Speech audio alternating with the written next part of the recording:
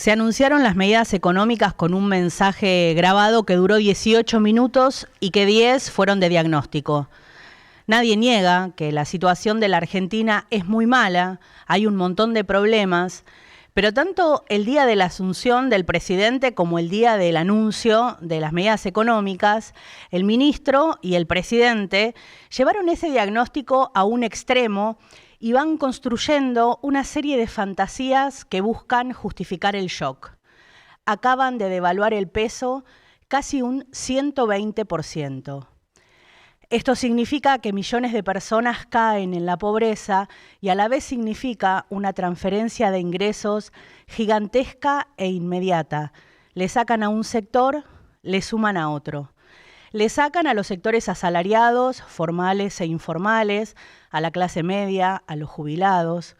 Le suman a los sectores beneficiados con las políticas, por ejemplo, al sector agroexportador, que ve aumentado su precio de exportación un 50%. ¿Y la casta? Bien, gracias. No se anunció ningún recorte de sueldo de ministerios o funcionarios. No es cierto tampoco que sea un ajuste completo sobre el Estado. De hecho, por el poder de suba de impuestos como el impuesto país, las retenciones, incluso la revisión del impuesto a las ganancias, es decir, va a subir impuestos, cosa que dijo que jamás haría, como por un aumento fuerte de las tarifas de energía y transporte, el grueso del ajuste lo paga el sector privado, los y las trabajadores y trabajadoras y las empresas. El déficit público es el superávit del sector privado.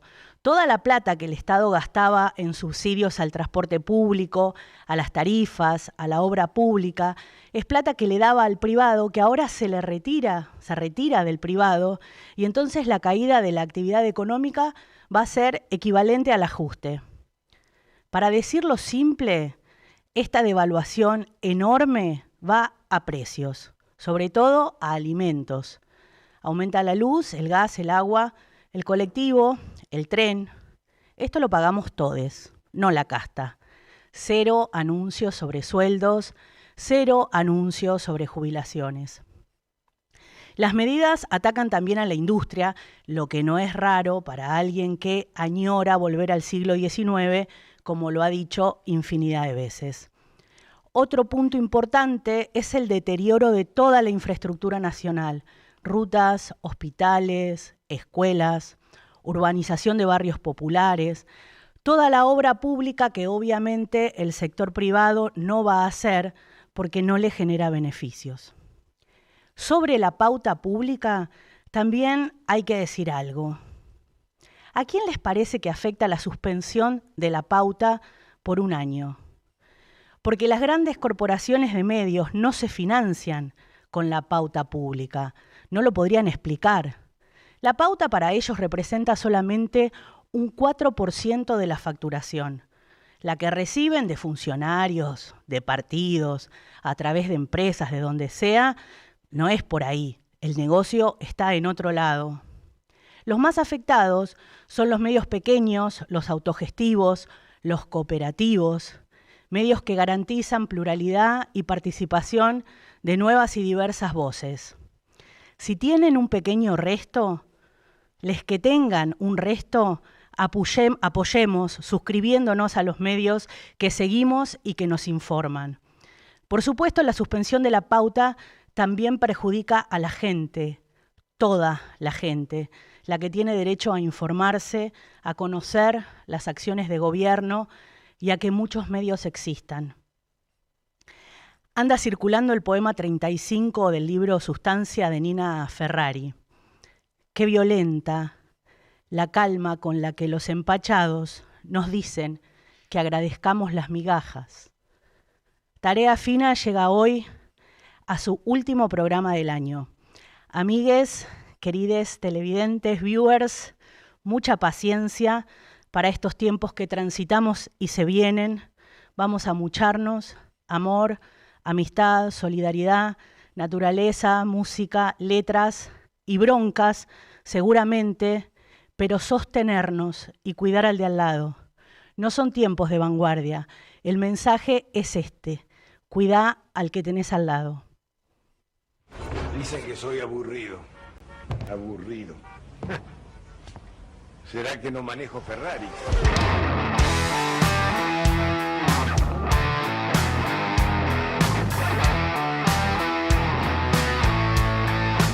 La actitud que vamos a tomar, la vamos a tomar con todos los compañeros y amigos productores de acá. Mi voto no es positivo.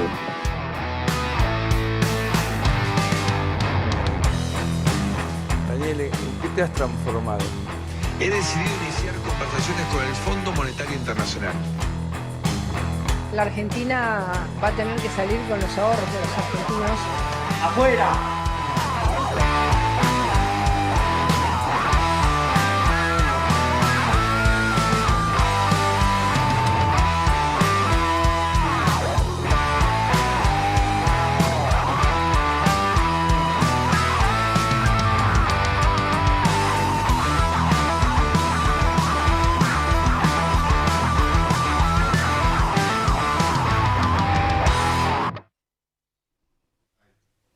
Programa final de la temporada 2023 de Tarea Fina. Bienvenidos, bienvenidas, bienvenides a este último programa del año.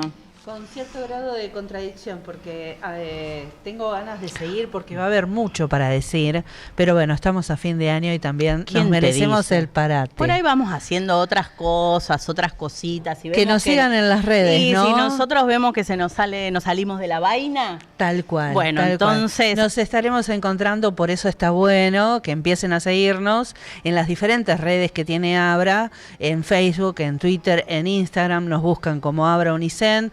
Por supuesto, en YouTube, donde nos están viendo, y en la TDA en el 29.1, por supuesto, con toda la programación del canal de la universidad. Y por Twitch, que es una plataforma que estamos experimentando de alguna manera y que nos pueden ver todo el día allí también. Bueno, tenemos un programa muy cargado que arranca así entonces.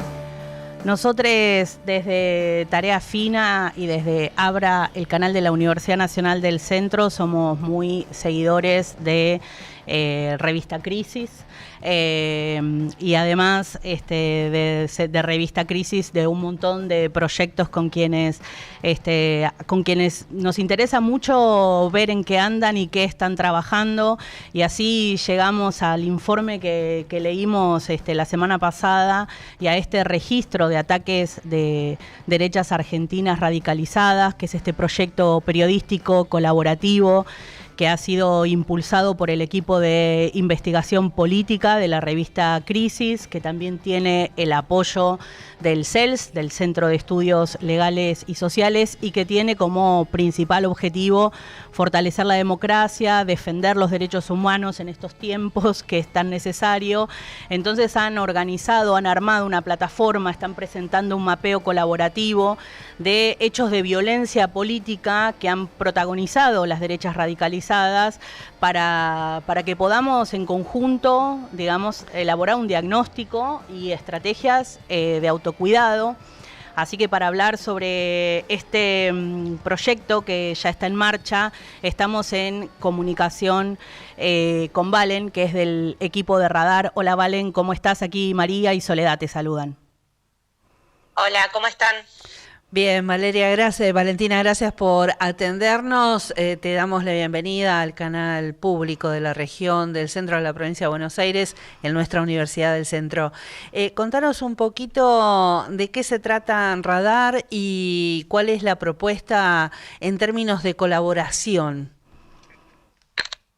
Bueno, Radar surge un poco a partir del atentado a Cristina. Ese fue como para nosotros un punto de inflexión para pensar y la necesidad de empezar a construir un registro colaborativo. Nosotros venimos de la experiencia del mapa de la policía de la ciudad de Buenos Aires por ahora, pero con la intención también de generar herramientas tecnológicas democráticas que permitan desarrollar conocimiento de forma colaborativa a partir de esto de reportes ciudadanos de hechos que suceden. Nosotros nos enfocamos al caso del mapa de la policía, en casos de abuso, de violencia institucional y abuso policial, y acá fue, necesidad de construir un registro, de que no había registros institucionales de los ataques que estaban sufriendo organizaciones, militancias y otro tipo de espacios.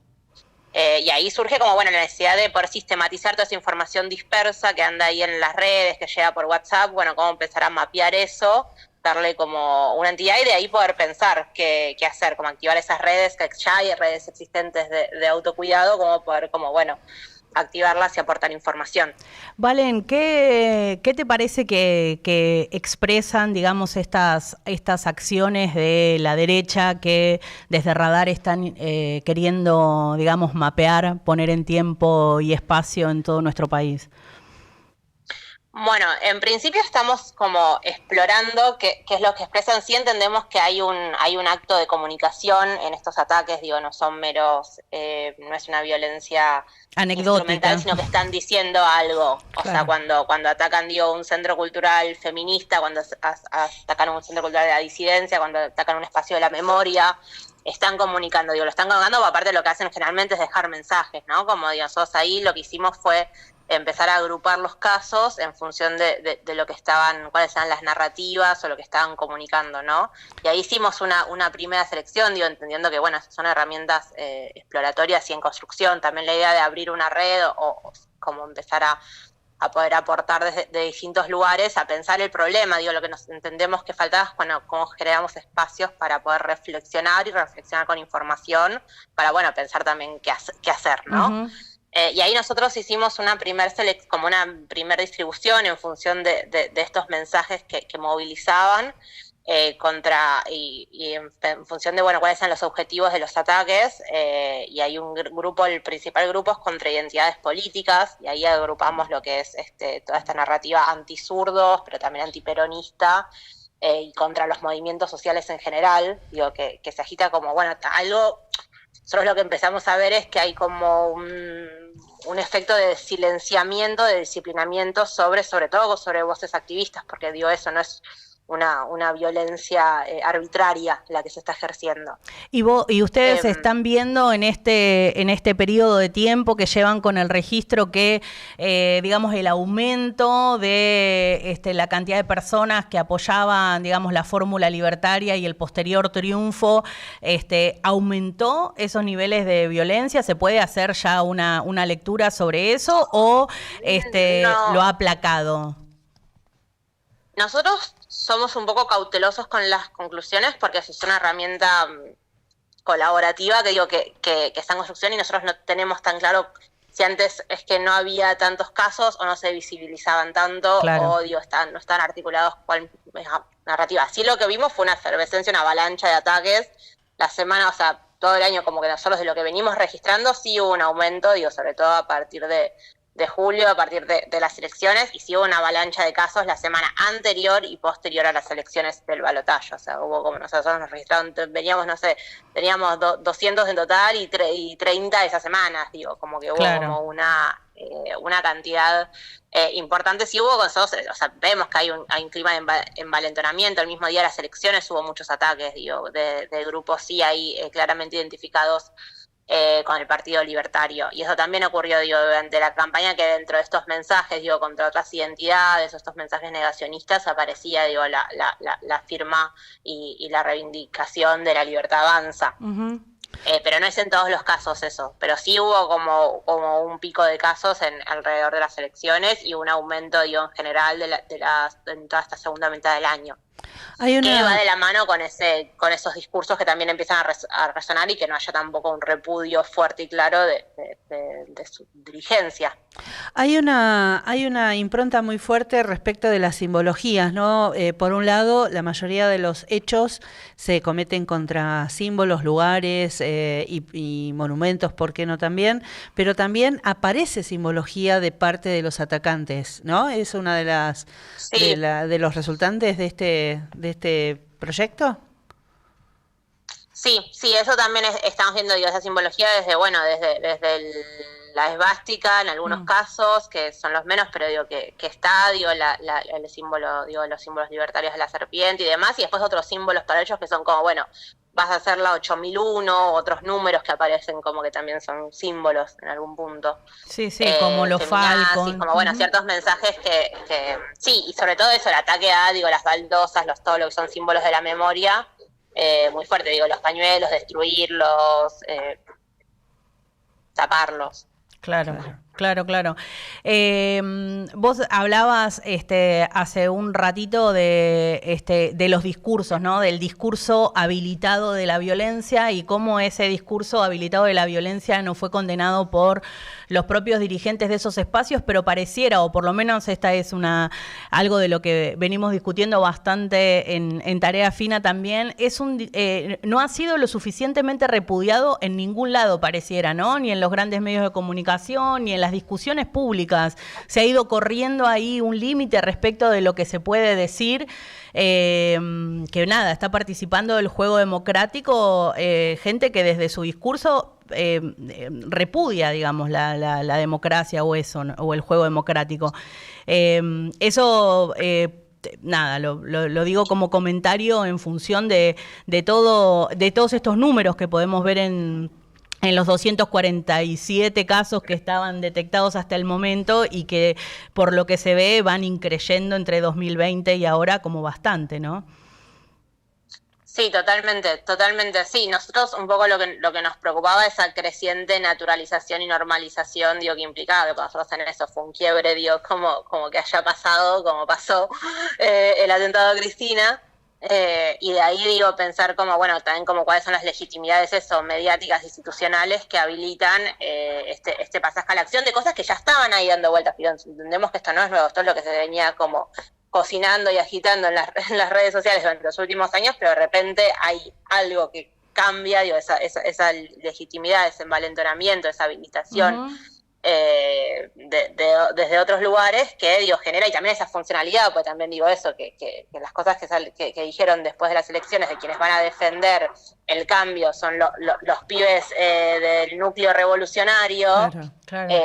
Están diciendo, digo, como que bueno, que también es con cuáles son los límites. Eso es lo que entendemos, es que ahí también, digo, convocar a esa violencia civil es una forma de terciarizar lo que no pueden hacer las fuerzas de seguridad, que igual lo hacen, ¿no? Pero digo, como poder ciertos costos, que es más barato si lo hace un civil, si va, digo, que después aparte se minimaliza y se ridiculiza, como hicieron los medios con Sabac Montiel, ¿no? Como los copitos, como una cosa medio como infantilizante, medio de loquito suelto, y eso también genera una narrativa, pues también puede ser que algunos hechos no estén todos articulados y orgánicos, pero sí hay una relación, digo, y hay un sentido en estas acciones que se convocan. ¿Cómo se organiza un registro colaborativo, Valen? ¿Cómo hace alguien que quiere denunciar, que quiere contar, digamos, la experiencia en su pueblo, en su ciudad, para formar parte de este registro? Bueno, en principio en la plataforma hay un botón que dice reportar, donde se pueden reportar hechos, que después son, digo, verificados y cargados por un equipo especializado. Digo, esa es la primera forma de participar, es que si hay información sobre un hecho que no esté en el mapa, porque es verdad, digo, que es limitado, digo, pues no todos nosotros primero empezamos con un relevamiento de lo que había salido en los medios, pero no todos los casos llegan a los medios y no se les den los mismos medios en todo el país. Entonces, digo, para nosotros es muy importante poder como contar con colaboraciones o aportes de distintos lugares del territorio para poder conocer qué es lo que está pasando.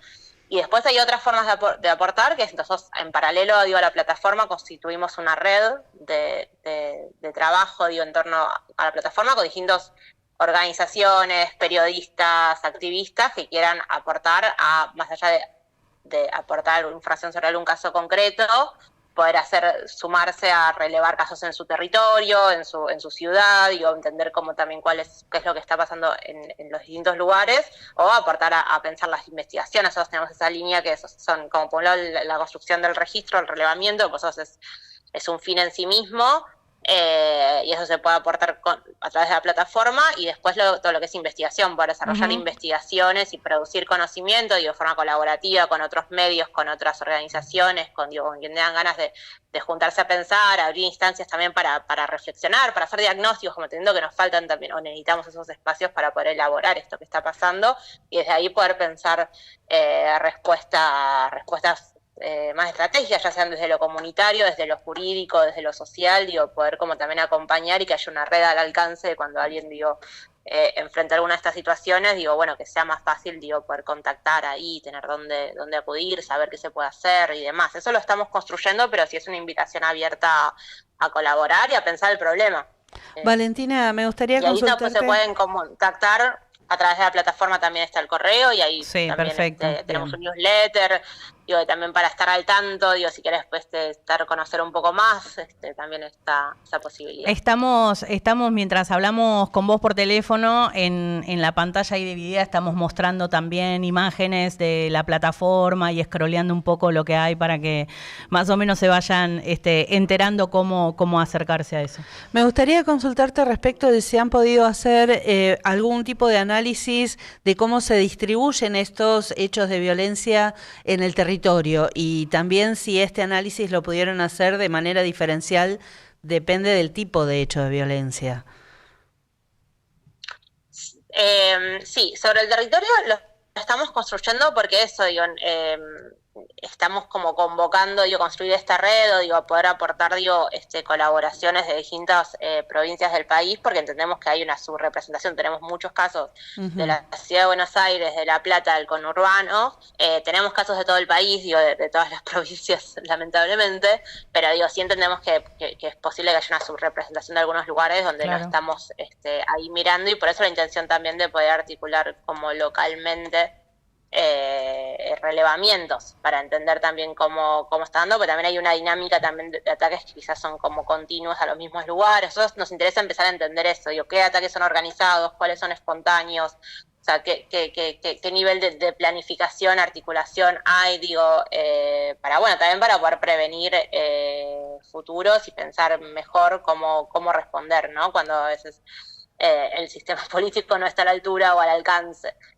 Y sobre los tipos de ataques, por ahora, tenemos dos, por un lado el nivel de intensidad, que sería esto de lo que serían los ataques más simbólicos, lo que es hostigamiento e intimidación, y lo que son ataques físicos, atentados a la vida. Claro. Todos geolocalizables sería, no son amenazas, claro, no son amenazas por internet, digamos, sino un momento. No estamos. Entendemos que la violencia en las redes es el caldo de cultivo que habilita y genera las condiciones para estos ataques, pero nosotros hoy estamos, nuestro corte fue como, empezar a entender cuál es de todo eso que se agita en redes, que es muy gratuito, quiénes pasan a la acción, ¿no? Esto de que van y hacen un hecho concreto que sea geolocalizable, que podamos territorializar y de ahí entender. Un poco porque las redes desbordan, y un poco para entender, cuál es la especificidad, porque quizás es eso, cualquiera va y te insulta y te amenaza en redes, pero ¿quién va a ir a efectivamente Sí, ¿quién acciona? Hacer algo, ¿no? ¿Cuál es el riesgo real ahí? También puede haber algunos casos que son de redes, pero que implican cierta dimensión. Digo, si van y te sacan una foto, digo, como pasó con el presidente de la Juventud Radical. Tal cual. Van y te sacan una foto, ahí sí, digo, hay una dimensión territorial o hay una dimensión de una operación de inteligencia sobre una persona, y eso sí lo vamos relevando. Entonces los relevamos, y los casos que nos llegan, nosotros tenemos un registro, digo, también que vamos sumando todo lo que llega, aunque no entre en este registro, que hicimos ese corte para poder entender también esa dimensión geográfica de los ataques, ¿no? Y cómo se daba en cada territorio en particular. Valen, y después también los dividimos por el tipo de eso, el mensaje que moviliza ese ataque. Buenísimo. Es otro corte que hacemos ahí. Bueno, muchísimas gracias por tu comunicación con Tarea Fina, y vamos a estar ahí siguiendo de cerca el desarrollo. Hoy hablábamos en el editorial también, siguiendo de cerca y apoyando todos, todas, todes a los medios autogestivos, a los medios independientes que están en el momento de necesitar el apoyo de todos sus seguidores y de todos y todas sus lectoras. Así que a suscribirse a Crisis, a acompañar quienes puedan. puedan acompañar estos proyectos porque son fundamentales para todos y todas. Gracias, Valen. No, muchas gracias a ustedes. Abrazo. Bueno, quienes estén interesadas en ver los resultados de este mapeo pueden entrar en radar-radar.com.ar y allí van a encontrar la distribución en el mapa de cada una de las aportaciones de estos y también categorizaciones, ¿no? Este equipo de investigación política, EDIPO, que tiene la revista Crisis, lo tiene este equipo en varias, digamos, con varias temáticas. Ahora está trabajando particularmente en este registro de ataques de las derechas argentinas radicalizadas y me parece súper interesante, súper importante y algo que tenemos que seguir muy de cerca todos. Y tenemos que insistir en esto de poder apoyar y también contribuir económicamente con este tipo de emprendimientos comunicacionales que hacen a que podamos estar no solamente informados, sino también con algún tipo de análisis, reflexión y crítica un poco más profunda, porque la verdad es que con lo rápido que pasan las cosas a veces no tenemos mucho tiempo, pero sí podemos acudir a estos lugares que son como banderitas, ¿no? En donde posarnos y allí pensar un poco más.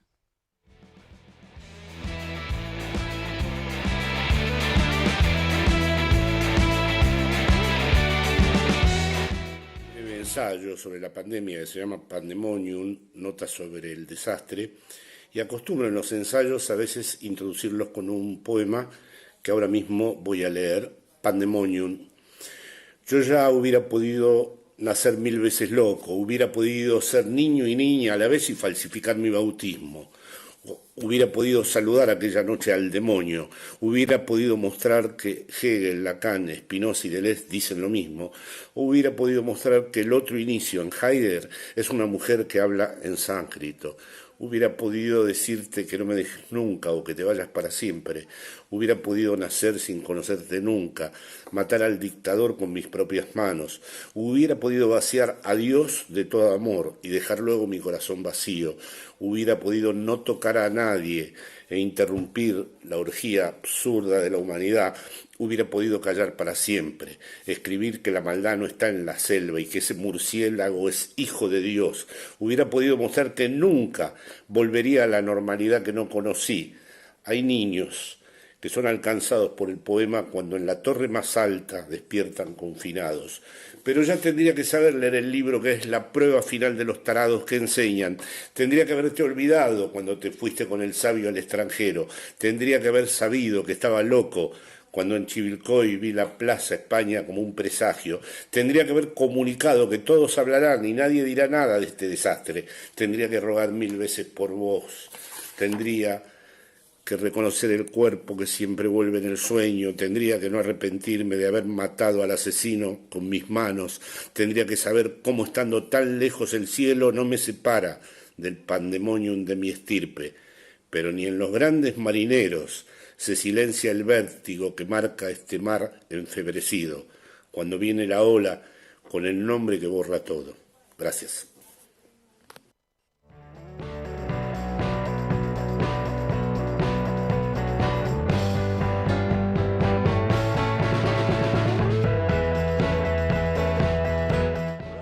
Años trabajé de periodista.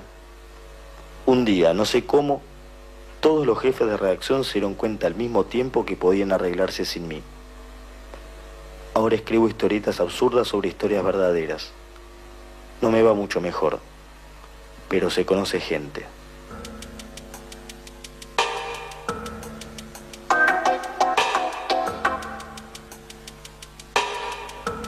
El tipo colgó de un clavo su historia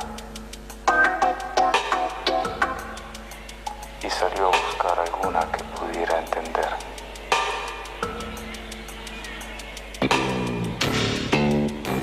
En eso los extraños son siempre generosos. Solo hay que saber escuchar.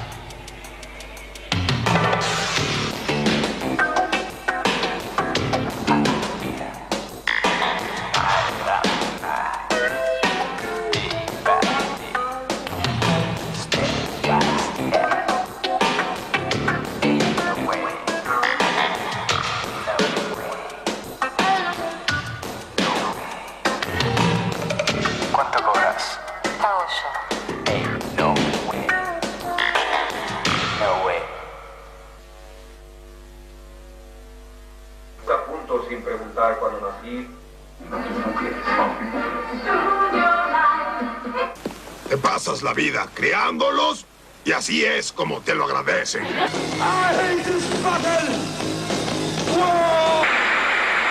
El asunto de cartel no me interesa.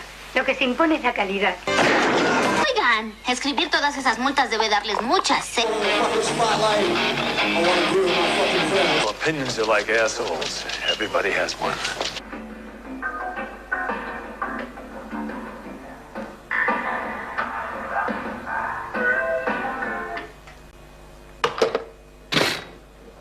Siempre enciendo la tele para que me dé ideas, pero termina por distraerme. Aquella noche, en cambio, me recordó la vez que fui con el colegio a un canal y nos ganamos un viaje a Bariloche. La televisión mirada desde adentro me pareció muy distinta. No todos sonreían todo el tiempo como en la pantalla. Yo me sentí tentado de volver a ese lugar donde detrás de unos pocos famosos se escondían cientos de desconocidos. No, otra vez las cámaras no. No, ¿cómo?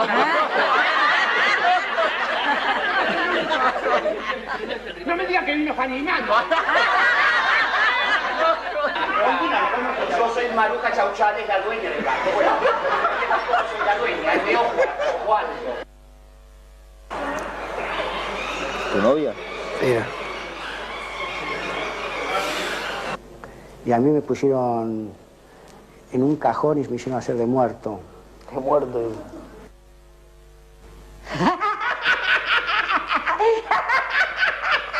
Van a ver presente porque hemos visto algo que realmente... ¿Qué es eso? ¿Se puede? Porque si hay una No se puede esto, que la cancha chacarita esto. Si hay alguien que tiene una... Son de los románticos antiguos, los que abren la puerta del auto para que entren, los que le quita el tapado, los que les aleja la silla y se las acerca para que se sienten.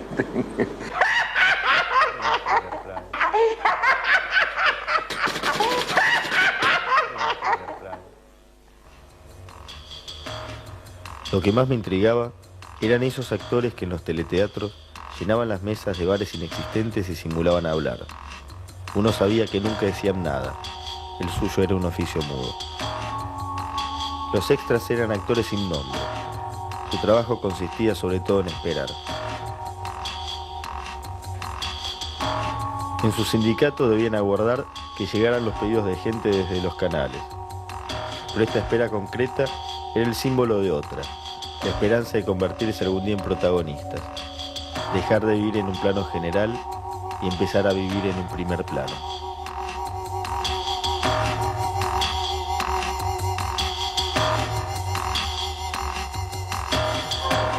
¿Cuánto hay que esperar más o menos acá hasta que te llaman? Depende, a veces depende cómo sale el trabajo, porque llaman, los planilleros salen, te dicen vos, así, está en laburo. Quizás a veces esperás un día y te vas y no tenés nada, o quizás venís y conseguís al toque, eso depende, ¿viste? Pero ellos salen, ven.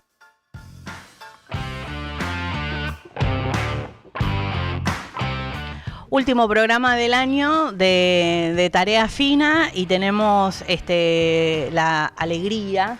Así es, alegría y además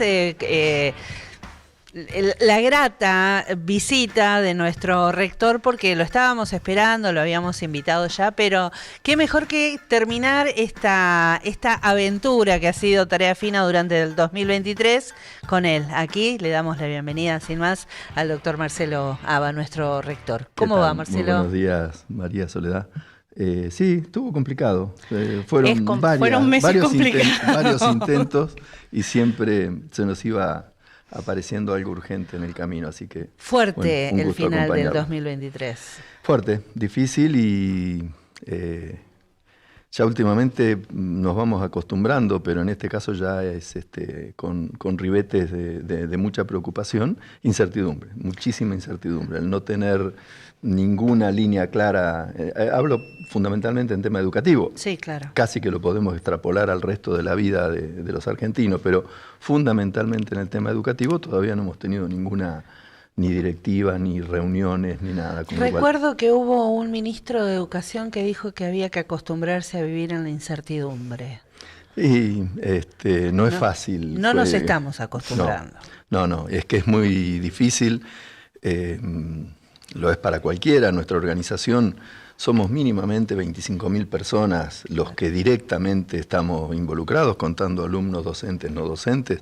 Eso luego se extrapola a un número mucho mayor en la sociedad, pero digo, los que vivimos cotidianamente la universidad, somos una pequeña ciudad, digamos.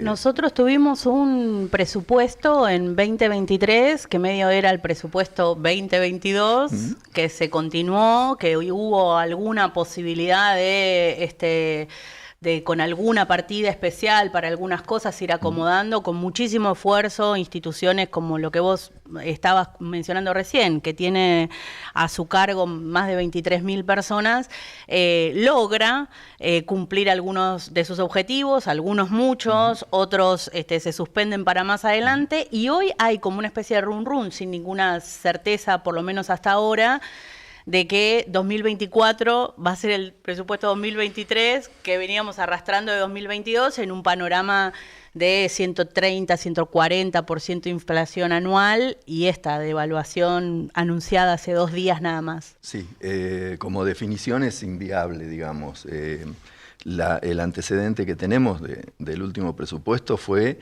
la ejecución real del presupuesto no votado. Finalmente, claro. Lo que se ejecutó fue lo que no llegó a votarse en las cámaras, pero se ejecutó centavo a centavo, con lo cual es un escenario equivalente, más allá de que genere cierto grado de incertidumbre. A la hora de las decisiones, sobre todo. La previsibilidad, porque uno no sabe en mayo cómo va a estar en noviembre, pero el gobierno saliente, el Ministerio de Educación, la Secretaría de Políticas Universitarias nos comunicaron que iban a ejecutar el presupuesto y lo ejecutaron absolutamente igual como si hubiera sido aprobado en aquel momento. Lo que hoy estamos escuchando es totalmente distinto, pero además admite muchas lecturas diferentes. Es decir, el presupuesto 2023, dicho así a secas, no es absolutamente viable para nada. No incluye aumentos salariales. Por lo tanto, no pagamos los sueldos, digamos. Claro. Entonces, ese es un escenario absolutamente nefasto para la universidad. Presupuesto 2023 con incrementos salariales, que sería el que uno podría tomar como mínimamente conversable, nos genera grandes dificultades de funcionamiento, pero al menos tenemos la cobertura salarial asegurada. Y luego, bueno, tendremos que ver si no hay algún tipo de reajuste que componga de al menos algo de lo que para todo contarle el mundo un poco a la gente que por ahí no conoce muy bien cómo es la manera de ser y de actuar del sistema universitario. Nosotros acá en el equipo lo hablábamos también mucho.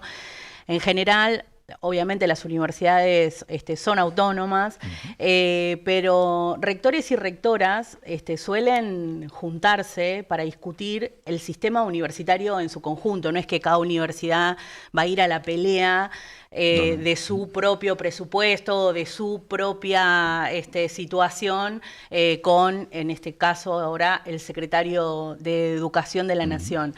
¿Ya rectores y rectoras están teniendo conversaciones? ¿Se está planteando alguna contingencia, algún plan, algún trabajo, una propuesta para llevar al gobierno nacional? El sistema ha venido en reuniones que durante esta transición se ha preferido no reiterar como para que no aparezcan como que el sistema está defendiéndose. Claro. Pero bueno, sí, ya el día 19 tenemos una reunión de comité ejecutivo que la UNICEN... El 19 ahora de diciembre. Sí, es comité ejecutivo, no es el pleno de los rectores, pero allí tendremos una reunión donde seguramente con algunas novedades que seguimos esperando, digamos, no hemos tenido las designaciones, el corrimiento de ministerio a secretaría hace que lo que para nosotros era la Secretaría de Políticas Universitarias, que es nuestro interlocutor cotidiano, ya no tenga sentido como tal, podría ser una subsecretaría si es que se sostiene, y es allí donde nosotros, en esto que mencionábamos, trabajamos primero en el SIN. Claramente todas las universidades presentamos pedidos de presupuesto que difícilmente puedan ser atendibles, y finalmente en un trabajo entre el SIN y esa secretaría se van buscando los equilibrios donde de una manera lo más equitativa posible cada universidad recibe. Es necesario que alguien negocie, ¿no? Exactamente, allí se da esa de ambos negociación. lados. En general los incrementos presupuestarios son muy parecidos para todas, excepto algunas que tengan situaciones particulares de crecimiento o de lo que fuere. En general los porcentajes son muy parecidos para todo el sistema. Y allí es lo que se eleva al ministro en aquel momento, lo que hoy sería el secretario, quien a su vez lo discute, lo negocia con economía, y si se obtienen los fondos es lo que reciben las universidades. Todo eso va consensuado por el sistema universitario sin ningún tipo de distinción. Esas definiciones hasta aquí siempre se han tomado por unanimidad del sistema. Claro, claro. Pero lo que encontramos ahora es que tampoco hay una estructura de gobierno que esté formalizada, ¿no? Porque vos mismo decís, no sabemos qué va a pasar con la Secretaría de Políticas Universitarias, con quién dialogamos.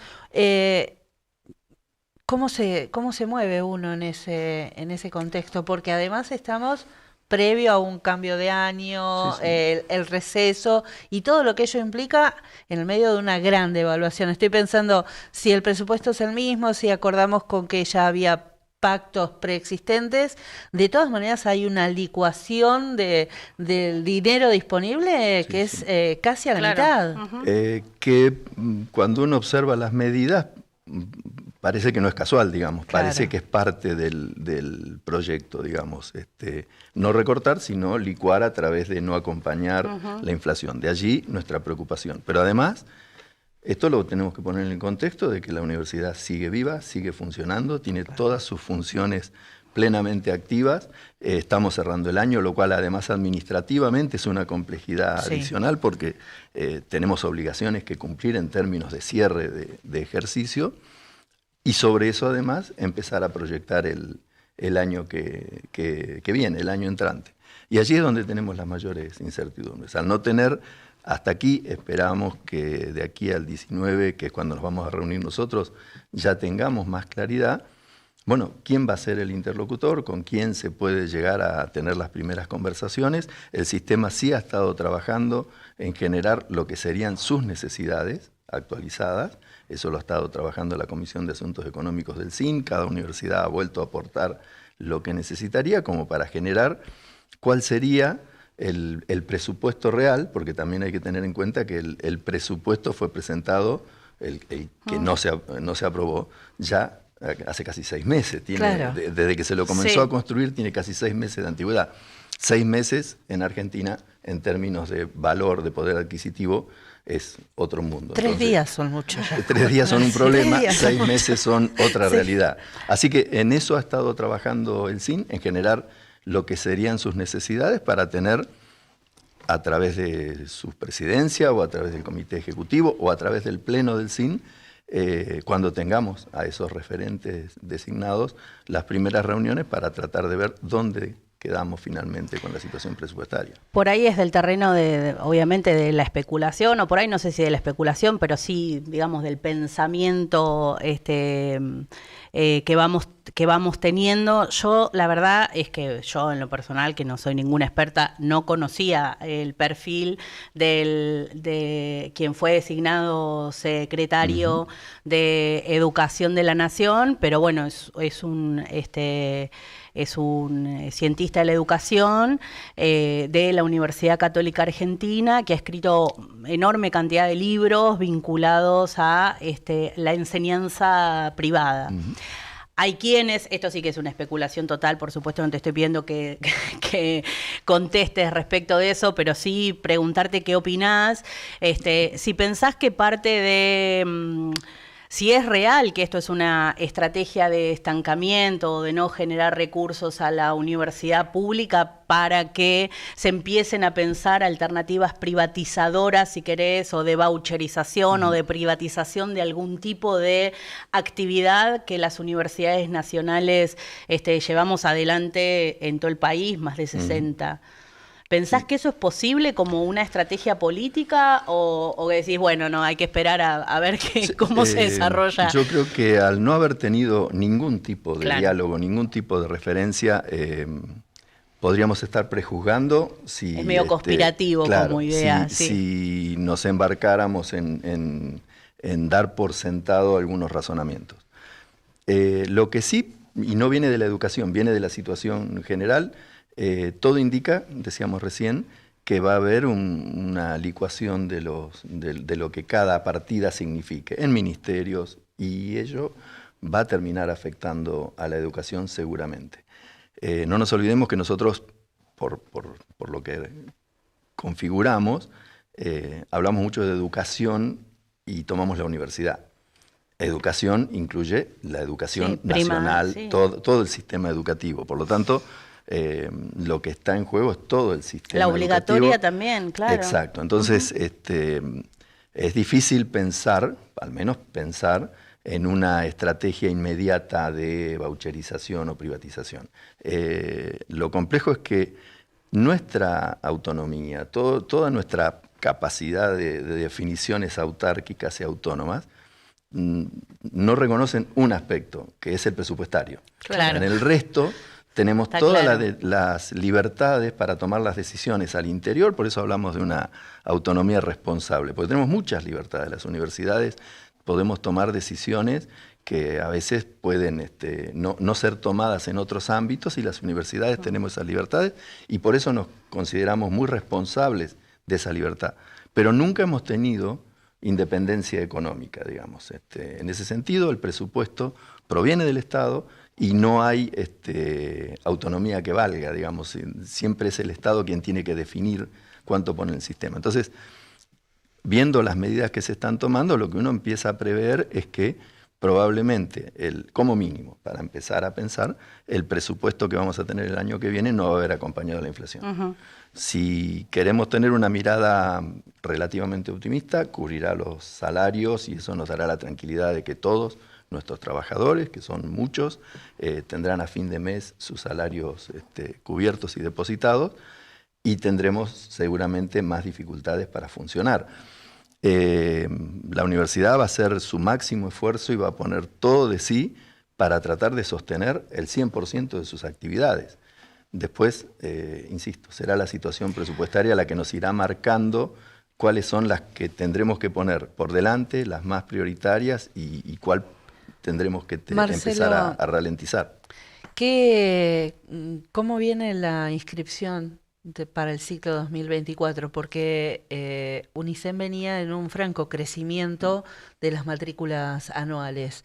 ¿Esta tendencia se mantiene para el 2024? Sí, por lo menos seguramente vamos a repetir la matrícula. Lo que informan las facultades, generalmente todas tienen estrategias de reinscripción a principio del año, antes de iniciar las actividades, así que allí seguramente va a haber más.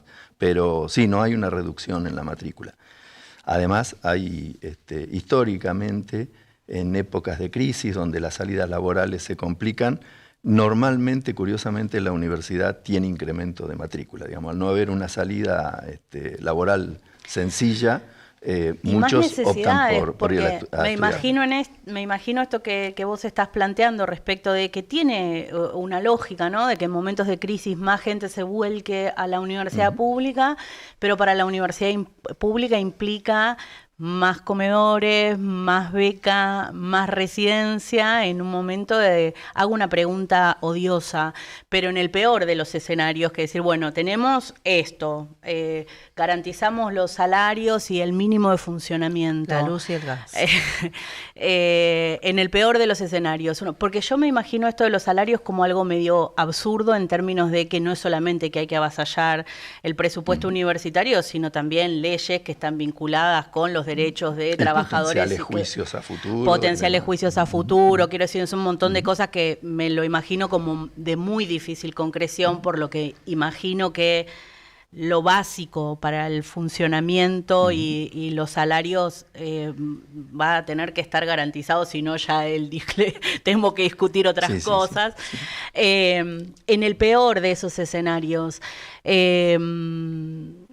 está como gestión de la universidad, ¿cómo te imaginás que eso se traduce en toma de decisiones, en que haya menos proyectos, en trabajar con lo que no nos cuesta dinero? Es muy difícil, es justamente lo que esta incertidumbre provoca porque uno, si tuviera un número, aunque fuera aleatorio, pero al menos un número, uno diría, bueno, ante esta falta nos vamos acomodando de esta manera. La realidad es que no tenemos ese margen que puede ser de 0 a lo que ocurra. Entonces, ir adelantando sería generar una situación de preocupación y de falta de horizonte, que lo cierto es que no sabemos si va a ocurrir o no. No sabemos, de haber algún tipo de recorte, cómo va a ocurrir. Puede venir direccionado, hay partidas, el sistema las denomina como bajo la línea en el presupuesto, es decir, que no están asignadas a una universidad, sino que están asignadas a la SPU, y es la SPU la que las distribuye en fortalecimiento de la ciencia, en fortalecimiento de la extensión, en fortalecimiento de trayectorias estudiantiles, digamos, distintas estrategias que no están directamente afectadas a una universidad, sino al paquete de universidades y luego se distribuyen. Podría ocurrir, estoy diciendo, que venga sobre ese renglón. Claro, que se trabaje más discrecionalmente. Entonces ya estaría determinado cuáles son las acciones que van a tener menos apoyo. Está es muy prematuro. Está clarísimo. Al no haber tenido, por lo menos no tengo conocimiento, ningún tipo de reunión o conversación, no digo de todo el sistema, pero al menos de algunos de sus representantes, con las nuevas autoridades, es aventurar demasiado. Para la tranquilidad de la comunidad universitaria, por lo menos a mí eso me tranquiliza bastante cuando lo pienso, es como también hacer hincapié en la fortaleza que el sistema universitario tiene en su conjunto, digamos, no es una cosa que pueda rápidamente ser tocada. Estamos hablando de instituciones que son muy prestigiosas y muy necesarias en sus comunidades y en sus regiones, y que tienen un gran apoyo de la gente y de la población a donde están, pero además como sistema tienen una fortaleza muy importante, y insisto en esto, no es una pequeña universidad del centro de la provincia de Buenos Aires discutiendo con un ministro que puede llegar a tener con la UBA una diferencia enorme a la hora de hacer fuerza, sino estamos hablando de las universidades en su conjunto. Sí, es un sistema absolutamente federal. Hoy y fortalecido. Todas las provincias tienen al menos una universidad. Estamos hablando de, en el sector público, más de 2 millones de estudiantes, y estamos hablando solamente de estudiantes de grado, no están incluidos los posgrados, no están incluidos el resto del sistema, jardines maternales, escuelas secundarias, algunas tienen escuelas primarias, digamos, todo el resto de lo que la universidad hace no está incluida en ese número de 2 millones de personas directamente afectadas. Y además, creo que es importante resaltar que, cuando yo mencioné, creo al pasar, digamos, que es el conjunto del sistema universitario, también hay que poner sobre la mesa que es el conjunto en términos políticos, digamos. Allí están representadas miradas de lo más diversas. Y desde hace un tiempo a esta parte, es un trabajo que el CIN ha ido construyendo, tratando de que las definiciones que el CIN establece tengan que ver con la definición mayoritaria y, en lo posible, y así ocurre normalmente, unánime. Y eso a veces lleva tiempo, a veces Lo que hablando mal y pronto, algunos dicen las universidades peronistas, las universidades radicales, las universidades... Sí, que podrían marcar algún tipo de diferencia o de posicionamiento. Hay una mirada unánime. Absolutamente unánime. En los proyectos y en la preocupación. Puede haber cuestiones de instrumentación al interior de cada universidad que tengan que ver con una mirada diferente. Pero como sistema, el sistema viene comportándose de manera absolutamente homogénea, y entiendo que allí también hay otra fortaleza. Entiendo que para cualquier reforma que pueda plantear el gobierno también va a tener que derogar la ley que en octubre tuvimos de tecnología y ciencia, ¿no? El Plan Nacional hacia 2030. Eso es algo que, otra vez, no afecta solamente a la educación. Claro. Muchas de las cuestiones que se están dando por sentadas requieren el paso por el Congreso, o empezar a trabajar con decretos de necesidad y urgencia, digamos. Nosotros estamos escuchando lo que son los lineamientos, pero muchos de esos lineamientos, para convertirse en hechos concretos, requieren un instrumento legal, sea el que corresponde, que es la ley, para lo cual hay que obtener mayorías en el Congreso, o bueno, decretos de necesidad y urgencia que pueden ser una alternativa que no debería ser sí, abusada. También con las medidas económicas de este martes pasó eso también, ¿no? Hay como grandes titulares, como grandes lineamientos, pero todavía no sabemos muy concretamente cómo cada una de esas cosas se va a instrumentar. Exacto. Entonces, qué impacto va a tener es bastante difícil de ponderar todavía. Sí, y insisto, algunas pueden ser medidas de instrumentación, pero cuando para llevarlo a un extremo, en alguna gráfica que pertenece al propio Ministerio de Economía, se menciona reversionar la anulación del impuesto a las ganancias, evidentemente algo votado hace muy pocos meses requiere de un paso por las cámaras, o al menos uno asume que es el camino que debería seguirse. Marcelo, te agradecemos muchísimo tu paso por este último programa de Tarea Fina, sobre todo la disposición y las ganas de pensar junto con nosotros y de contarnos en un momento de tanta incertidumbre para todo el país y particularmente para nuestra universidad, pero por lo menos acá, desde Tarea Fina y desde Abra, tenemos planeado seguir en el 2024 porque toda esta capacidad instalada y todos los trabajadores y las trabajadoras de Abra vamos a estar para que haya aire y contar lo que la UNICEN hace en nuestra región y en el país. Así que muchas gracias, Marcelo. Al contrario, el agradecido soy yo, las disculpas por no haber podido cumplir en los programas anteriores, pero bueno, feliz de haber llegado a este último y creo que lo que la universidad ha hecho siempre, vamos a seguir trabajando. La universidad es por definición futuro, la universidad se asienta en todo lo ocurrido, en todo lo pasado, pero lo que la universidad hace es mirar para adelante, mira la formación de sus graduados, mira su relación con la sociedad y vamos a hacer lo que esté a nuestro alcance para que la UNICEN en principio, el sistema universitario en su conjunto, siga siendo lo que es. Veremos lo que nos permite la circunstancia, pero el esfuerzo va a ser continuar siendo el sistema que somos, que con defectos, hay que decirlo, con cuestiones para mejorar, sigue siendo un sistema que es un orgullo de nuestro país. Y al que están todos invitados, pueden entrar en www.unicen.edu.ar y allí buscar algo para estudiar, algo para hacer y incorporarse con nosotros a compartir la universidad pública.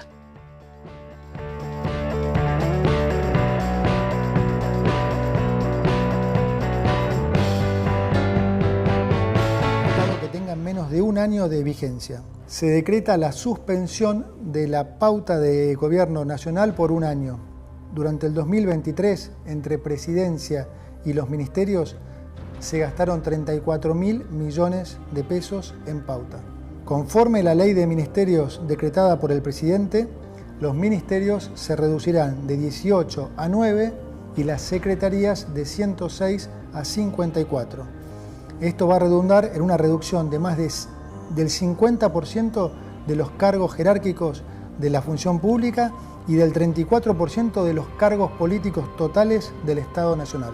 Vamos a reducir al mínimo las transferencias discrecionales del Estado Nacional a las provincias.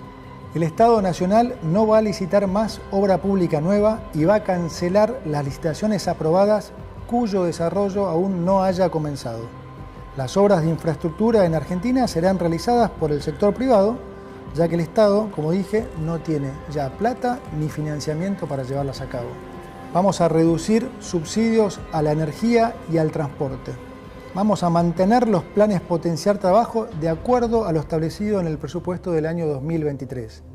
Y vamos, sobre todo, a fortalecer las políticas sociales que son recibidas directamente por quienes las necesitan, esto es, sin intermediarios, como la asignación universal por hijo y la tarjeta alimentar.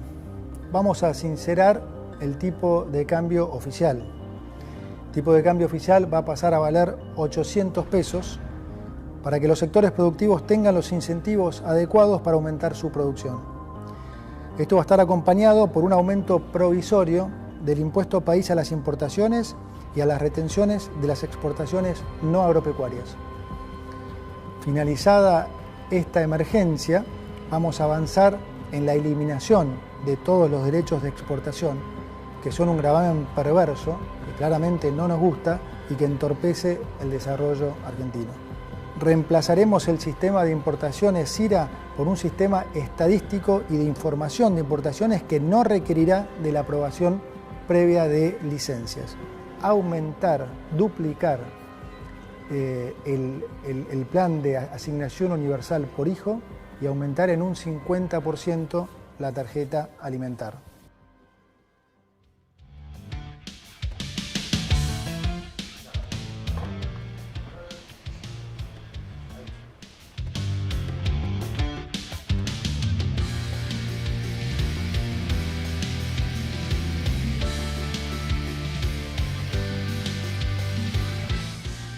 Bueno, ahí escuchábamos al ministro de Economía con las medidas anunciadas el martes pasado, con esta especie de shock de ajuste y de esta inflación fuerte que habrá. Estábamos hablando sobre la caída del salario que esto va a conllevar, el impacto sobre la actividad, el impacto sobre el empleo.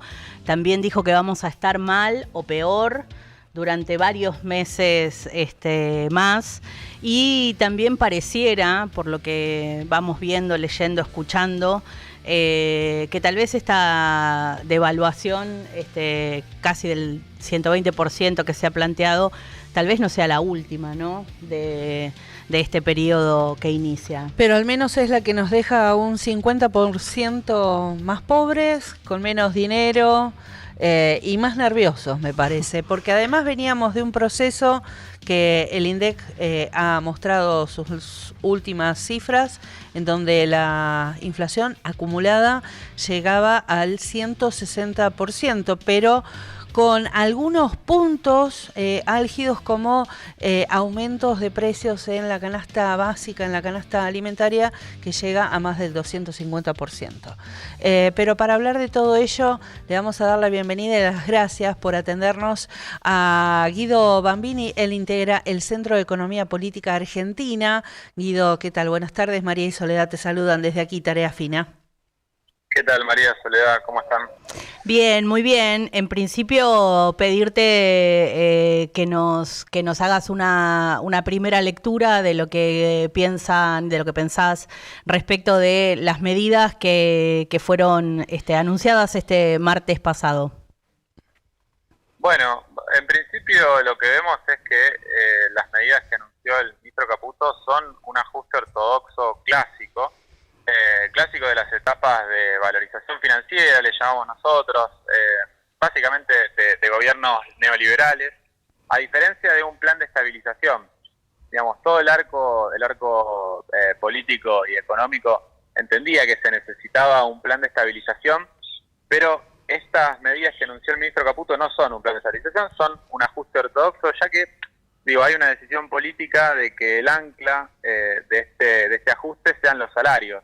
No hubo ninguna medida compensatoria en términos de salarios para la clase trabajadora, ni tampoco de jubilaciones. De hecho, ayer en la entrevista que le hicieron en TN a Caputo, planteó que mejorarían las jubilaciones, dijo textualmente, a partir de subirlas por decreto, pero por el otro lado, después de la medida, vimos en Twitter, en las redes sociales, que levantaron un cuadro en donde mostraban que parte del ajuste que plantean, el 0,4 puntos del PBI, van a ser en jubilaciones y pensiones. Entonces es, por lo menos contradictorio esto que plantea el ministro Caputo, de la misma forma que dijo anoche que él cree que cada trabajador debe negociar por su cuenta su salario, ¿no?, desconociendo el rol de los sindicatos. Bueno, él claramente piensa que no deberían existir los sindicatos y que cada trabajador debería individualmente poder negociar su salario, con todo lo que eso implica en términos de desigualdad de poder, ¿no?, entre los empleados y los empleadores. Las únicas medidas compensatorias que hubo fueron el aumento de un 100% de la asignación universal por hijo y el aumento del 50% de la tarjeta alimentar, porque están viendo claramente que, se les va a caer mucha gente del mapa. Claro. La gente no tiene resto, y son las únicas medidas compensatorias que plantean, que, probablemente en 2 meses veamos una inflación que se coma este aumento del 50% de de la tarjeta alimentar, que para el otro lado llega, la asignación universal por hijo llega a 2,3 millones sobre 5 millones de hogares pobres en Argentina, que con esta, como bien vos decías, devaluación del tipo de cambio de casi un 120%, bueno, hoy son claramente más los hogares pobres. Guido, te hago una pregunta, porque una cosa que me sorprendió del anuncio de Caputo, que ha sido llamado en algún momento el Messi de las finanzas, es que en el anuncio yo pensé que iba a venir, digamos, atado de la mano de algún ingreso de capital, ¿no? Porque como hablan siempre de que el modelo hacia el que van es al de la convertibilidad, y digo, tal vez de los planes de ajuste ha sido el único, por favor que se entienda en su contexto, más o menos exitoso, lo digo en términos de bajar la inflación en el momento en el que tuvo que hacerlo, pero para eso hubo una necesidad de ingreso de divisas muy importante, que parece no ser el contexto, porque ni están ingresando divisas de ningún lado, ni por supuesto me parece que estén dadas las condiciones para un plan Bonex o que se queden con la plata de la gente. Entonces me parece, la pregunta es ¿cómo va a funcionar esto que está planteando, del modo en el que lo está planteando? ¿Se podría haber hecho otra cosa?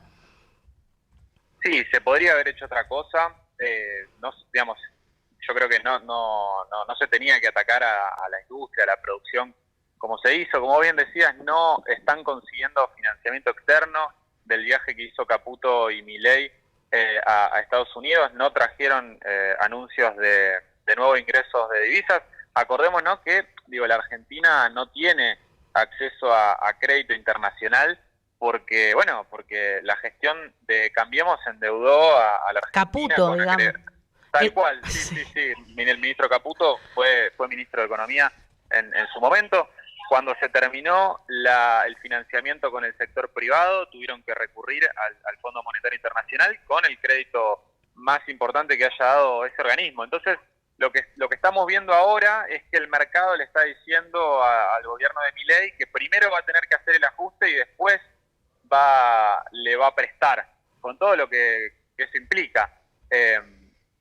Yo no creo no tengo buenas expectativas en el corto plazo.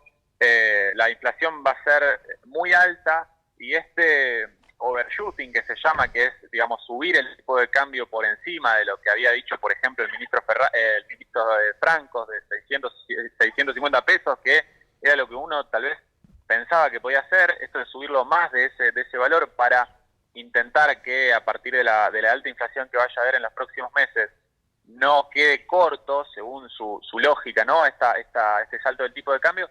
Yo creo que vamos a ver rápidamente un nuevo atraso del tipo de cambio por la alta inflación que van a provocar estas medidas, ¿no? Están planteando una devaluación, un crawling peg se llama, de un 2% mensual con inflaciones que van a ser altísimas. El JP Morgan habla de, en los próximos 2 meses, una inflación acumulada del 60% que tal vez se quede corta.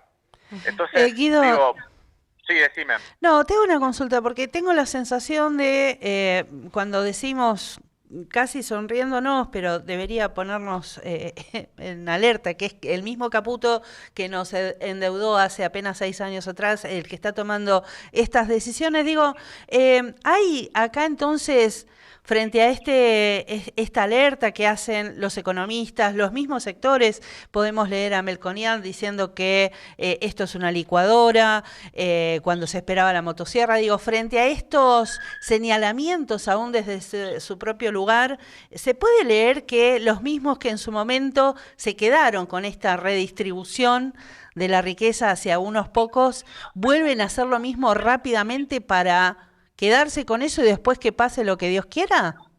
Porque es la sensación que me queda. Claramente va a haber una transferencia fenomenal de ingresos. Nosotros hemos calculado de forma preliminar 10 puntos del PBI en términos de transferencia de ingresos, que es muchísimo, claramente de los trabajadores hacia los sectores más concentrados de la economía, por ejemplo, a los sectores de la actividad primaria, que fueron los más beneficiarios, el campo. De hecho, la sociedad rural celebró las medidas de Caputo con este nuevo dólar que les va a permitir exportar a un dólar considerablemente mayor al que tenían hasta hace 2 semanas. Y por el otro lado, los perdedores claramente van a ser la industria, claro, a la cual le han subido vía impuesto país la importación de insumos para poder producir. Hoy el dólar para importadores está cercano a los 940 pesos, con la suba del 7,5 al 17,5 del impuesto país, cuando hasta hace poco estaba alrededor de 400 pesos. Vos podés decir, bueno, estaba el tema de la CIRA, que no le habilitaban importaciones. Mirá, nosotros hablando con pymes de San Martín, nos decían que el 80%, el 70% se las habilitaban de las CIRAs, ¿no? Sí, estaban además, importando a un dólar de 400 pesos. Industrias además, que sin las importaciones no podrían directamente producir, o sea, eso conlleva desempleo. Totalmente. Y en esta línea también han subido las retenciones a las exportaciones no agropecuarias, también castigando a los sectores productivos, que son los que generan la mayor cantidad de empleos formales y empleos de calidad. Bueno, hoy yo creo que no se va a producir un hilo en Argentina. En el editorial del programa de hoy decíamos que este golpe a la industria para alguien que añora la Argentina del siglo XIX es bastante de cajón, ¿no? Uh-huh. Sí, es que es su lógica, ¿no? La lógica de las ventajas comparativas, en donde Argentina tiene que dedicarse únicamente a exportar recursos naturales sin agregar valor.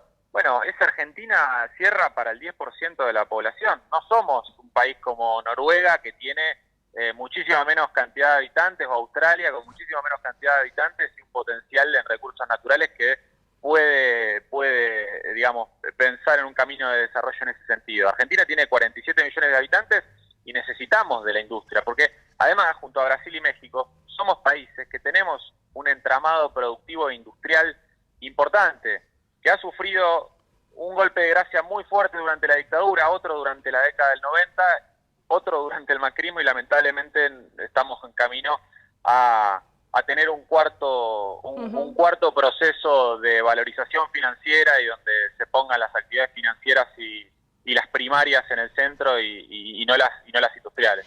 Como especialista del tema, yo te quería hacer una pregunta, porque una parte importante de los anuncios fueron 10 minutos de los 18 hablando sobre, digamos, haciendo una especie de diagnóstico, en donde se tiraron unos números, se vienen ya desde la asunción de Milei y el discurso del 15.000% de inflación anual, o por ejemplo, hablando de, me hizo acordar esto que decías vos de la diferencia que puede haber entre Australia y Noruega con Argentina. Lo mismo pasa entre Buenos Aires y Tandil, por ejemplo, en función del tema del transporte, que usan los datos de una manera bastante caprichosa, porque obviamente no es lo mismo la cantidad de gente que utiliza el transporte en la ciudad de Buenos Aires, cuando dicen, no, si subsidiamos el transporte, en realidad lo que le estamos haciendo es devolverle igualdad a las provincias, o devolver igualdad con otras ciudades, y sin embargo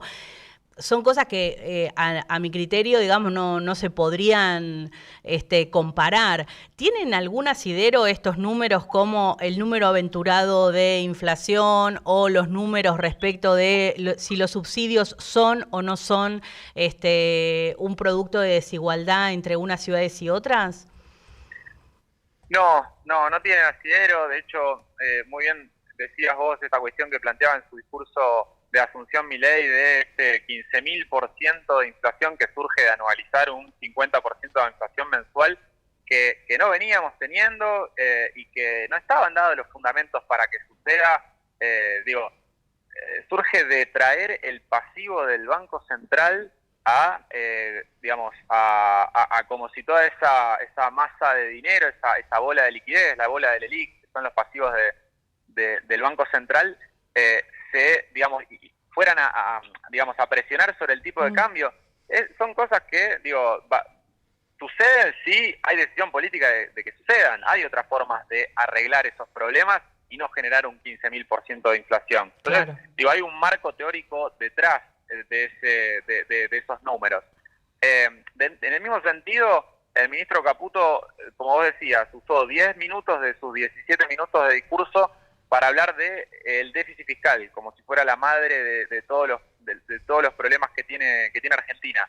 Digo, Argentina tuvo, como dijo el ministro, una buena cantidad de años de su historia con déficit fiscal y tuvo periodos con inflación, o periodos con menos inflación, tuvo periodos, hubo déficit fiscal en dictadura y en democracia, con gobiernos liberales, y me parece que no es esa variable la que explica los problemas que tiene Argentina. Además, Brasil hace 30 años que tiene déficit fiscal y no tiene la inflación que tenemos nosotros. Claro, pensaba en eso, ¿no? La cantidad de países que mantienen déficit fiscal y altos en algunos casos, hasta Estados Unidos, y que sin embargo, bueno, no se traduce en una inflación constante y sonante. Tal cual, el problema que tenemos nosotros es la falta de dólares. Claramente es la falta de dólares. Tuvimos un año muy malo en ese sentido, la sequía se llevó o nos privó de poder contar con 21.000 millones de dólares y además el endeudamiento, como te decía anteriormente, de la gestión anterior, tanto con organismos privados como con fondos multilaterales, con organismos multilaterales de crédito, nos obliga a estar permanentemente pagando capital e intereses y no tenemos, y el banco, de esa forma el Banco Central no puede acumular reservas y sostener un tipo de cambio a niveles competitivos para la industria y que no se trasladen en inflación, que básicamente es lo que sucedió este año. Pero digo, el año que viene, gracias a, por un lado, tener una buena cosecha, porque no va a haber sequía, no está proyectado sequía, entonces tenés 21.000 millones de dólares o más por ese lado, y también gracias al gasoducto y a lo que estaba planeado, que no sé si se hará ahora, de la reversión del gasoducto norte, te permitiría tener una balanza energética positiva. Entonces, en ese marco, yo no sé, digamos, si es necesario el ajuste feroz que está planteando y que plantea Milei. Por eso decíamos nosotros, lo decía el ministro Massa, que hay caminos alternativos para un plan de estabilización y para acomodar los macroprecios en Argentina. También pareciera que hay una especie de elemento moral en esa decisión, ¿no? Habían prometido un ajuste feroz, como diciendo que iba a ser al Estado y a la casta. No fue así, pero por lo menos desde lo discursivo es lo que quieren hacer creer, y pareciera como que tenían que hacer un ajuste, o sea, como una especie de gesto hacia afuera, digo yo, de que esto es urgente y es con este método. Sí, hay en el cuadro que plantearon, si bien no termina siendo un recorte de 5,5 puntos para llegar a déficit cero, porque están planteando vía estos aumentos de impuestos que te comentaba anteriormente, el impuesto país y las retenciones, una suba de los ingresos de 2,2 puntos del PBI, y plantean vía recorte de la obra pública, vía recorte de transferencias a las provincias, a los jubilados y pensionados, también los ponen como variable de ajuste, estar ajustando 3,1% del PBI. Esto es un poco técnico, pero en definitiva lo que plantean es ir a superávit primario, es decir, tener la capacidad de pagar los intereses de la deuda. Claro. Eso no es ir a equilibrio fiscal. No, claro. planteaba ir a equilibrio fiscal sin necesidad de ajustar como van a ajustar a los jubilados, pensionados y a la clase trabajadora. Estaba la separata ahí a mano ya con el presupuesto presentado anteriormente. Guido, tal cual. Me gustaría preguntarte por último y rápidamente, si lo podés resumir de alguna manera, ¿qué implica para la Argentina finalmente no ingresar en el BRIC +6? Bueno, no ingresar a los BRICS significa perderse la posibilidad de acceder en ocasiones a financiamientos que no sean, digamos, ni de los países principales, básicamente, o de los países centrales. Esta nueva centralidad que están teniendo los BRICS podría significar, Argentina se priva de tener acceso a financiamiento tal vez hasta un poco más barato, porque por ejemplo el swap con China, todo el mundo sabe que tiene una tasa, tiene una tasa de interés menor a la del FMI. Bueno, por caprichos ideológicos que estamos viendo idas y vueltas, porque hace 2 días tuvo que reunirse con enviados de de China, Milei, para que garanticen el acceso al segundo tramo del swap con China, que en su momento había podido, digamos, habilitar Massa. Pero básicamente es el acceso, privarse de acceso a crédito más barato en un contexto internacional donde el crédito internacional está muy caro a partir de la política monetaria de la Reserva Federal, que es el Banco Central de Estados Unidos, y también perderse oportunidades de comercio. Hoy, digo, Argentina, los principales socios comerciales de Argentina son China, son India, Brasil, y estar dentro de ese bloque claramente mejora las posibilidades de tener un comercio internacional más fluido. Guido, así que nos privamos de esas dos cuestiones.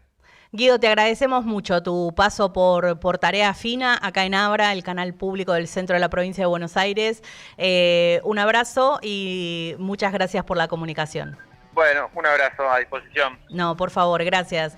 Ahí estaba con nosotros Guido Bambini, que es analista del CEPA, desmenuzando una a una las medidas del ministro Toto Me queda Caputo. claro que hay gente que se está llevando mucho dinero a su casa. No, yo quiero decir una cosa más. Viste que con esto, muy trucha es esta cosa que hacen habitualmente de comparar la economía de un país como la Argentina con la economía hogareña. Es trucha, claro, digamos, es bastante trucha, sonsa, pero por otro lado también es bastante efectiva, porque eso genera, hay un montón de gente que dice, sí, como en tu casa, vos no podés gastar. Bueno, hay que pensarlo, y si lo pensamos en términos de economía hogareña. Acá tenemos a Toto Caputo, que podría ser el vecino de tu casa, o tu tío, que a nombre tuyo sacó un préstamo, no lo pagó, se la llevó toda y ahora te pide que lo pagues vos de nuevo. O sea, medio de sería así si lo hacemos en el chiquito, ¿no? Y está buscando otro préstamo que para llevárselo de nuevo. Que espero que no se lo den porque acaban de flexibilizar de pagarle a Caputo la que se fuga. Caputo, pero hágase bueno, cargo. Así es.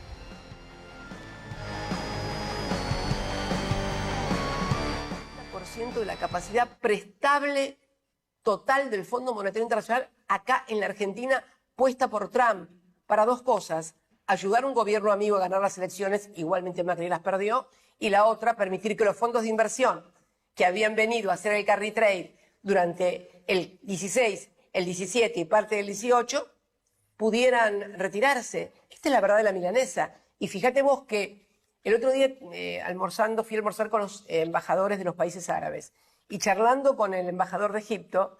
Imagínate que Egipto es el segundo país más alto en deuda con el Fondo Monetario Internacional y debe 17.000 millones. O sea, bueno, podemos hacer un pacto, le digo yo, entre Argentina y fundimos al Fondo Monetario, no le pagamos y fundimos al Fondo Monetario Internacional. No estaría mal. Entre los dos lo pueden hacer. Pero lo más triste es, como tú dices, ¿no? El préstamo más grande de la historia del Fondo Monetario. Absolutamente. Préstamo político. La plata se fue afuera, al exterior, y la deuda quedó para todos los argentinos. Así es. Porque no sirvió de nada, no hubo impacto. Y además disparó como también. Tú bien dices, fue para respaldar la sacada de dólares de esos fondos de inversión. Y además disparó un proceso inflacionario, porque cuando entraron los dólares, emitieron. Pero el problema es que después esos dólares se fueron, porque vos emitías contra moneda dura, pero después esos dólares se fueron y vos te quedaste que con no hay ingreso permanente de dólares, claro, por una coyuntura. Claro, no, entonces emitir moneda respaldada en eso es muy riesgoso. Claro, así como fue. Tú bien dices, cuando se contrae esa disponibilidad de moneda de divisa. Bueno, es que así fue. O sea, entra para la fuga, se emite en pesos, y después esos dólares se fugan. Vos te quedás con la economía emitida, con los fondos, con los pesos emitidos y sin la moneda dura que se fue. Esto fue una emisión monetaria que no es compatible con la cantidad de divisas que tiene. Ahí se disparó el proceso inflacionario, que en una economía bimonetaria como la nuestra, donde vos vas por la calle y los inmuebles están valorizados en dólares, bueno. Ahí volvemos, ¿eh?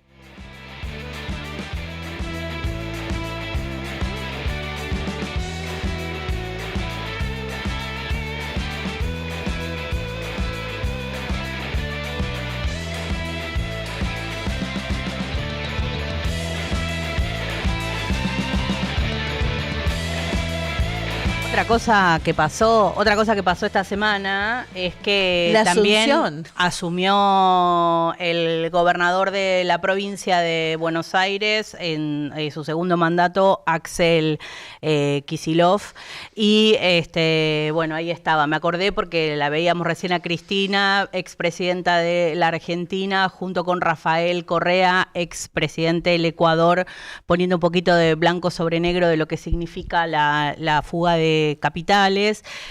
Bueno, asumió Axel, y en la asunción de Axel dio su discurso, habló, por supuesto, de las convicciones con las que asume nuevamente su gobernación, que los derechos, dijo, como me parece también en clara alusión a las medidas que desde el gobierno nacional se toman, no se miden ni deben medirse por las ganancias económicas, que la solidaridad obviamente no es un cálculo. Dijo, la libertad solo es posible si hay igualdad, la vida no es un mercado y la patria no se vende.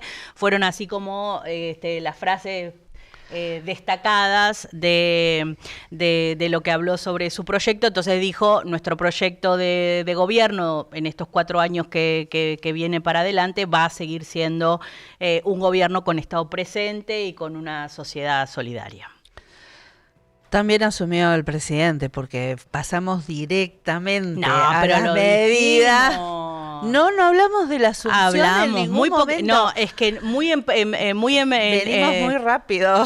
No, pero muy chiquitito, muy en detalle no puedo hablar porque tanto no le presté atención. Bueno, pero sí le podemos prestar atención al gabinete que ha conformado, y que la prensa en general tuvo su primer hecho de censura porque efectivamente no les dejaron entrar a la asunción, que siempre había sido transmitida en vivo y en directo, así como la gala en el Teatro Colón, que también se hizo a puertas cerradas, y hubo muchas quejas en las redes sociales respecto de que no pudieron ver la gala, que es además de un momento en el cual se homenajea al nuevo presidente y a sus acompañantes, también es un momento artístico de excelencia, y hubo reclamos en ese sentido. Nos acercan el monitor porque nosotras somos gente grande, ya no te vemos a lo lejos. Además hubo muchos cambios ministeriales, porque de 18 ministerios se pasó a 9. De esos, en esos 9 ministerios en esos 18 había 100 y pico de secretarías. Hoy va a haber la mitad, 52. Entonces ahí lo ven en pantalla, pueden ir haciendo un repaso por toda la gente que está. Sandra Petovelo es como va primera ahí porque tiene un super ministerio, que es el Ministerio Capital Humano. El de Sandra que estaba sorprendida. Tiene de todo. ¿Quién es Sandra Petovelo? Tienen ahí, pueden entrar a Chequeado y verse cada uno de los perfiles. Sandra Petovelo tiene entonces en ese Ministerio Capital Humano lo que fue el Ministerio de Desarrollo Social, lo que fue el Ministerio de Trabajo, lo que fue el Ministerio de Educación. Es licenciada en periodismo de la Universidad de Belgrano, privada, y licenciada en Ciencias de la Familia. Es periodista. Sí, es periodista. Y licenciada en Ciencias de la Familia de la Universidad Austral. Y tiene nivel 1 de Reiki, lo vi en serio, lo digo. Bueno, que le va a hacer falta, porque es un montón de trabajo lo que tiene. De hecho, lo decía ella. ¿Podemos ver el video, Rodri? ¿Lo tenemos? ¿El de Sandra? No, ¿qué, lo del Reiki decís? No, la sorpresa que se llevó. Está buenísimo. ¿Por qué aceptó? A ver. Javier me dijo si quería trabajar en un posible futuro Ministerio de Desarrollo Social. Me dice, ¿por qué no le ponemos al ministerio, ¿te gusta Capital Humano? Le dije, me encanta Capital Humano, porque a mí también me gusta Gary Becker. Le dije que sí, porque no pensé que iba a llegar tan lejos como está llegando hoy. Lo que yo no sabía es que en el Ministerio Capital Humano iban a estar 4 ministerios en uno. Bueno, sí, es un super ministerio y estas cosas que uno dice que sí porque piensa que no se va a dar. Pero bueno, Marina, no ayude, porque que no ayude más. Uno dice que sí, o sea, ¿cómo va a decir que sí a ser ministra porque piensa que no va a ser ministra? Es al revés, uno dice que sí si quieres ser ministra. Si no querés ser ministra decís, no, mirá, la verdad me queda grande, ni loca. Igual nos reímos, pero... Yo no quiero ser ministra, por ejemplo. Claramente. Si me llegan a preguntar, ¿querés un ministerio capital humano? No, mirá, la verdad no, ni idea. O sea, no puedo, y menos si me vas a poner 4.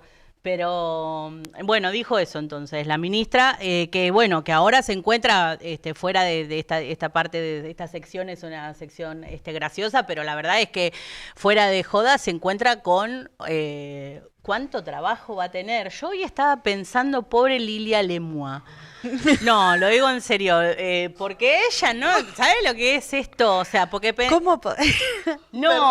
No, lo digo en serio, porque vos venís trabajando en esta cosa de que era todo más una cosa de ir a los medios, de salir, de hacer una no sé cuánto. No sé si no le habrá pasado medio eso, que no pensó en una entrevista. Esa creo que alguna vez la dijimos.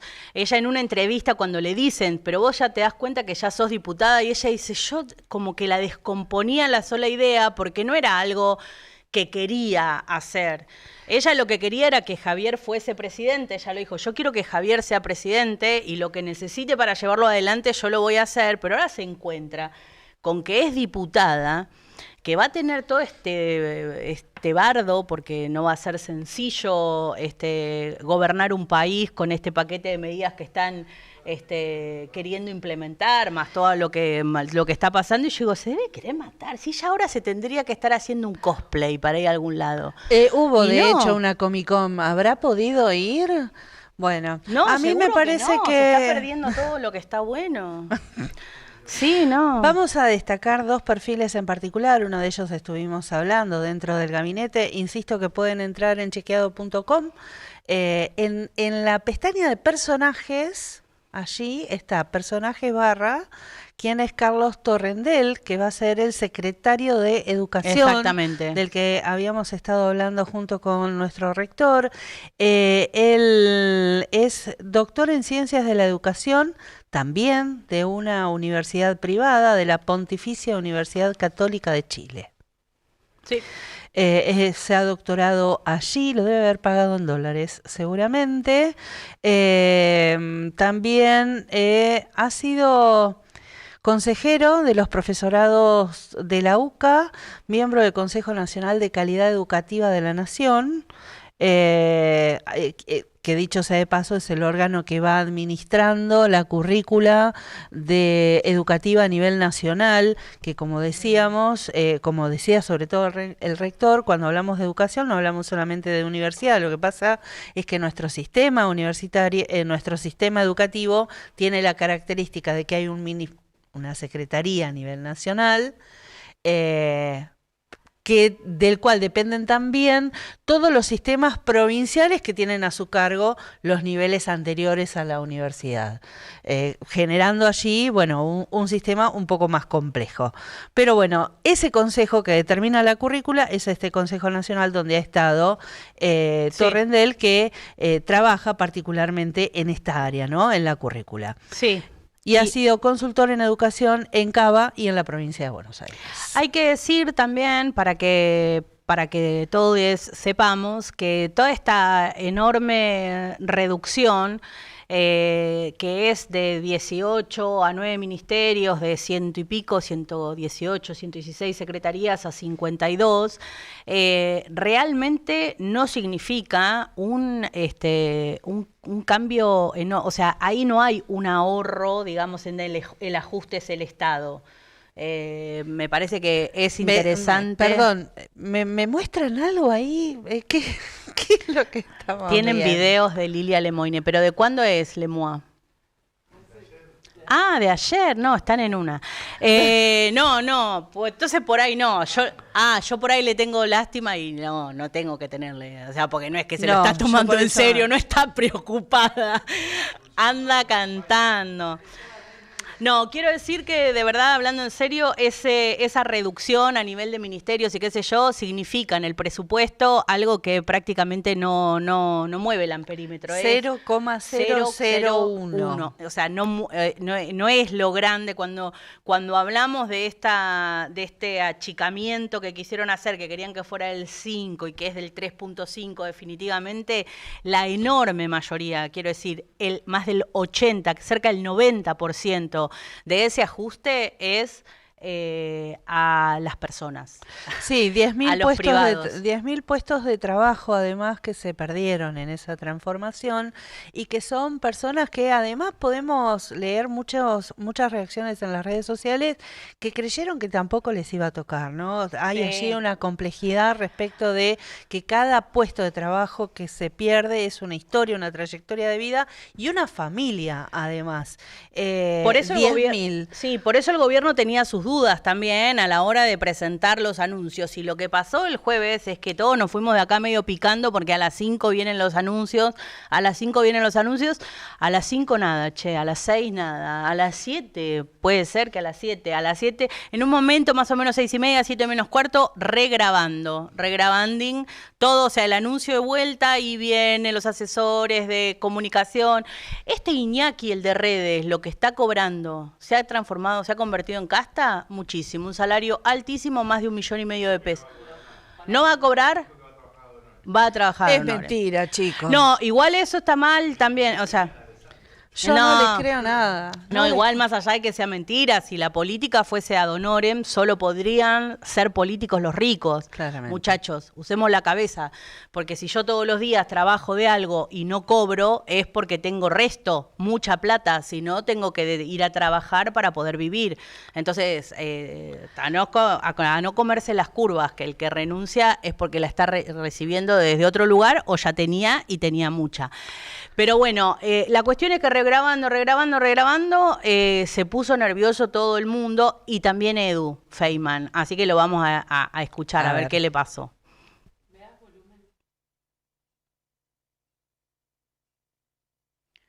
¿Sí? ¿Lo tenemos al Edu o no? No sé si está. Está Caputo nervioso y él tiene que hablar y decir Carla algo. Ricciotti, Ahí está. Estás, Carla, porque parece que se está regrabando el mensaje. Parece que lo grabaron. ¿En serio? Y lo volvieron a regrabar. Contame.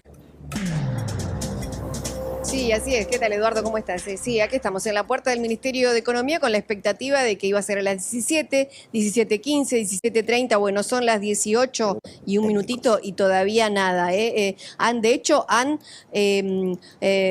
detenido ya el contador del link de los parámetros de la transmisión por donde iba a salir este video. Aparentemente, bueno, lo grabaron temprano, pasado el mediodía, cerca de las 2 de la tarde. Decían que había durado 15 minutos, que inclusive hicieron varias tomas, que estaba bastante nervioso Caputo mientras estaban grabando el mensaje y aparentemente lo chequearon y no les gustó absolutamente nada. No iba a ser nunca. Nah, no creo. Yo creo que no. Yo creo que seguramente fue una cuestión de tono. O sea, por supuesto que todo el mundo sabe que lo que dijo, más allá de que hoy ha salido en las redes una foto de Caputo con los 2 pulgares para arriba diciendo la gente está contenta con los anuncios, hablando de los anuncios, la gente está contenta. Lo que realmente es raro, porque podría haber dicho la gente comprende, no sé, comprende la necesidad de este ajuste, la gente entiende que era necesario el shock, la gente cree que este es el camino correcto, pero la gente está contenta, me parece que no es, ¿o sí? La gente no está contenta. Yo no hablé con nadie contento. No, la verdad es que no es lo que se ve, lo que se siente y lo que se percibe. Hay gente, por supuesto que sí, que está pensando pero que no va al chino, es una... María, esa gente. No, sí, gente que va al chino y gente que le cuesta mucho comer. He escuchado diciendo, bueno, no, de creer este discurso de no queda otra, si no hacemos esto... Pero no está contenta.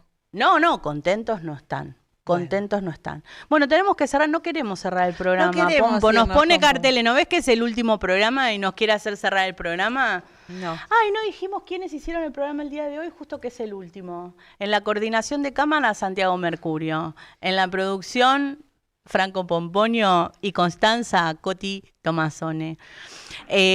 También estuvieron Rodrigo Caprotti en la dirección, Andrés Hidalgo en la dirección, también estuvo Facu. Hoy le mandamos un abrazo muy grande a nuestro compañero Lucho, que se reincorpora mañana porque tuvo una pequeña intervención, pero todo ha salido fantásticamente bien. Enorme. Así que estuvo nuestro compañero Facu Simos desde la técnica y después todos, nuestros compañeros de Abra, como siempre. Vamos a extrañar mucho hacer tarea fina porque para nosotras también es un poquito de catarsis.